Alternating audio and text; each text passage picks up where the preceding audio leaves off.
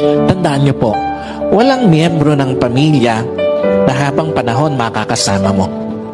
Walang asawa na habang panahon makakasama mo.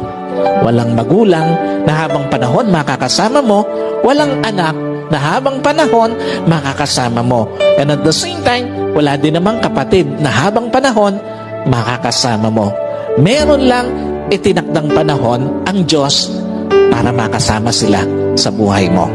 Meron lang itinakdang panahon ng Diyos para ma-enjoy mo yung mga panahon na makakasama sila. Bawat panahong kasama ang pamilya, pahiram ng Diyos. Bawat panahong kasama mo sila o bawat araw na kasama mo sila, kabawasan yon sa panahong makakasama mo sila. At bawat sandali na lilipas, palapit ng palapit yon sa pagtatapos ng pahiram na panahon sa iyo ng Diyos.